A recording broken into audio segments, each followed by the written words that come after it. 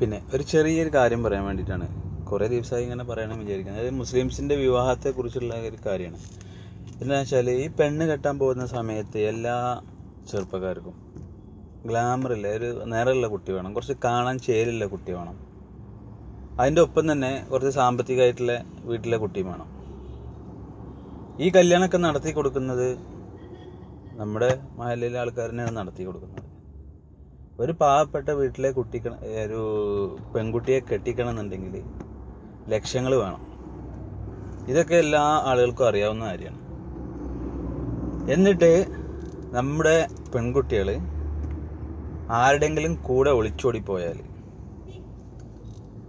അല്ലെങ്കിൽ പ്രേമിച്ചിട്ട് register marriage ചെയ്ത് പോയി കഴിഞ്ഞാൽ, പിന്നെ ആ കുട്ടിയെക്കുറിച്ച് പറയാൻ തുടങ്ങും.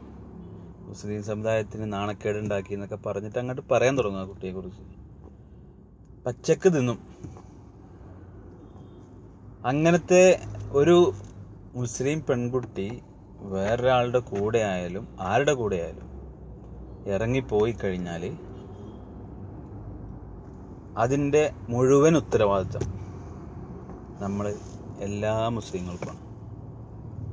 അതിൽ ആണും പെടും, പെണ്ണും പെടും, മൂല്യന്മാരും പെടും, ബിസിനസ്സുകാരും പെടും, എല്ലാവരും പെടും.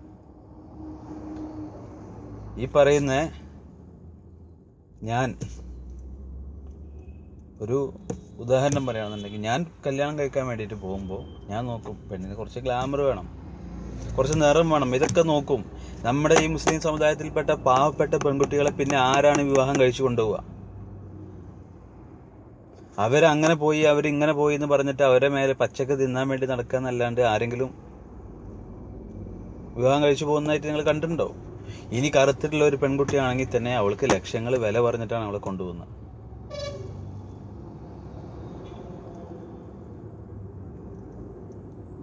ഇപ്പം നിങ്ങളെ കൂട്ടുകാരെ അല്ലെങ്കിൽ നിങ്ങൾ ജസ്റ്റ് ഒന്ന് നോക്കിയാൽ മതി, ഒന്ന് ശ്രദ്ധിച്ചാൽ മതി, അറിയാൻ പറ്റും ഇങ്ങനെയാണ് നടക്കുന്നത്.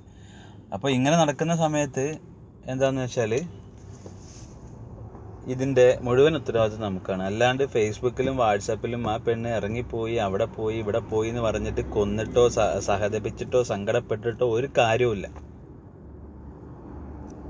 ഈ പറയുന്ന ഒരു മഹല്ലിലുള്ള എല്ലാ ആളുകളും ഇതിൻ്റെ ഉത്തരവാദികളാണ്.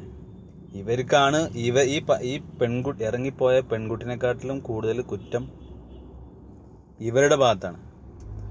ഇറങ്ങിപ്പോയ പെൺകുട്ടി എന്ന് പറഞ്ഞു കഴിഞ്ഞാൽ അവളെ കെട്ടിച്ചയക്കാൻ വേണ്ടിയിട്ട് അവരെ ഉമ്മയും ഉപ്പയും ലക്ഷങ്ങൾ സമ്പാദിക്കണം. ഉമ്മാക്കും ഉപ്പക്കും ലക്ഷങ്ങൾ സമ്പാദിക്കാൻ പറ്റാത്തത് കാരണം ഈ പെണ്ണിനെ ആരോടത്തെങ്കിലും പ്രണയം തോന്നാം, സ്വാഭാവികമാണ് അല്ലേ? ഈ കറുത്ത പെണ്ണായാലും കാണാൻ ചേലില്ലാത്ത പെണ്ണായാലും എല്ലാ പെണ്ണുങ്ങൾക്കും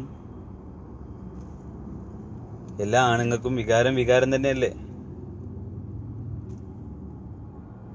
പിന്നെ നമ്മൾ കല്യാണം കഴിക്കുമ്പോൾ മാത്രം വെളുത്തിട്ടുള്ളത് വേണം, നിറമുള്ളത് വേണം, അങ്ങനെ വേണം എന്നൊക്കെ പറഞ്ഞിട്ട് ഇറങ്ങിപ്പോയ പെണ്ണിനെ കുറിച്ച് പറയാൻ ഈ സമൂഹത്തിൽ ആർക്കും യോഗ്യതയല്ല. ആരായാലും എത്ര വലിയ പണ്ഡിതനായാലും ശരി, യോഗ്യതയല്ല. ഉണ്ടെങ്കിൽ ചെയ്യാൻ പറ്റുന്ന ഒരു കാര്യമുണ്ട്, സ്വന്തം മഹല്ലിൽ നടത്തി കൊടുക്കാം.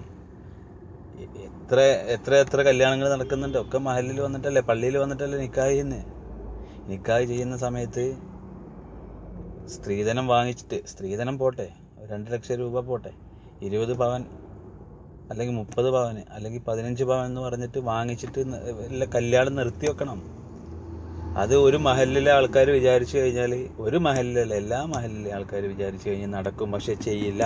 മഹല്ലിലെ പ്രസിഡന്റിന്റെ അല്ലെങ്കിൽ സെക്രട്ടറിന്റെ അല്ലെങ്കിൽ പള്ളിക്കത്തെ മൂല്യരുടെ അടക്കം ആൺമക്കൾ കല്യാണം കഴിക്കുമ്പോൾ പണ്ടം മേടിച്ച് വന്നിട്ടില്ല എന്നുണ്ടെങ്കിൽ അവരുടെയൊക്കെ സ്വഭാവം മാറും. പിന്നെ നമ്മൾ ആരും ഇങ്ങനത്തെ ഇതിനെ കുറ്റം പറയാനായിട്ടില്ല. അത് മാത്രമല്ല, നമ്മൾ ഈ ഒരു പെൺകുട്ടി ഇറങ്ങിപ്പോയി കഴിഞ്ഞാൽ അത് നമ്മൾ ഷെയർ ചെയ്ത് അവളെ നാണം കെടുത്തുക എന്നല്ലാണ്ട് കുറച്ച് ചിന്തിക്കുന്ന ആൾക്കാർക്ക് മനസ്സിലാവാം, ഈ ഷെയർ ചെയ്യുന്ന ആൾക്കാരാണ് ഏറ്റവും കൂടുതൽ നാണം കെട്ടു പോകുന്നത്. അതിൽ സ്വന്തം പറ്റാത്ത കാര്യം മറ്റുള്ളവർ ചെയ്യിപ്പിക്കാണ്. നമ്മൾ അവളെ പെൺകുട്ടിനെ പറഞ്ഞേക്കാണ്, നമുക്കാർക്കും കെട്ടാൻ സമയമല്ല അതിനെ. ആ പെണ്ണിന് ചേലില്ല, ആ പെണ്ണിന് നിറമില്ല,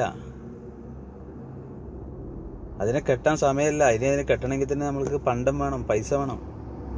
ലക്ഷങ്ങൾ വേണം. അപ്പോൾ ഇങ്ങനെയുള്ള സംഭവങ്ങളൊക്കെ വന്നു കഴിഞ്ഞാൽ ഷെയർ ചെയ്യാണ്ടിരിക്കുക, മാക്സിമം ഷെയർ ചെയ്യാണ്ടിരിക്കുക. അതായിരിക്കും ഏറ്റവും നല്ലത്. നല്ലതെന്ന് പറഞ്ഞാൽ നമ്മൾ ചെയ്യുന്നൊരു ഉപകാരമായിട്ട് കാണാം, അത് ഒരു സഹായമായിട്ട് കാണാം. അല്ലാണ്ട് ചേരില്ലാത്ത പെണ്ണിനെ അല്ലെങ്കിൽ നിറമില്ലാത്ത പെണ്ണിനെ ഒന്നും കല്യാണം കഴിക്കാൻ ഇപ്പം എന്തായാലും നമ്മളാരും തയ്യാറാവില്ല. എന്നാൽ ഇതെങ്കിലും ഒന്ന് ചെയ്തൂടെ സഹായിക്കാൻ വേണ്ടിയിട്ട്. ഈ ഒരു കാര്യം പറയാൻ വേണ്ടിയിട്ടായിരുന്നു. എനിക്ക് തോന്നിയത് പറഞ്ഞു എന്ന് മാത്രം. കുറേ കാലമായിട്ട് പറയണം എന്നുള്ളതാണ്. കാരണം നമ്മൾ ഓരോ ഷെയർ ചെയ്യുന്ന കാര്യങ്ങൾ എടുത്ത് നോക്കുമ്പോൾ പറഞ്ഞു എന്ന് മാത്രമാണ്. എന്തെങ്കിലും തെറ്റുണ്ടെങ്കിൽ ക്ഷമിക്കുക, കമൻറ്റുകളൊന്നും വേണ്ട. എൻ്റെ ഒരു അഭിപ്രായം പറഞ്ഞു എന്ന് മാത്രം. ഓക്കെ. പിന്നെ ചിന്തിക്കുന്ന ആളുകളുണ്ടെങ്കിൽ കുറച്ച് എന്തെങ്കിലും വ്യത്യാസം വന്നാലോ എന്ന് വിചാരിച്ചിട്ട് പറഞ്ഞാൽ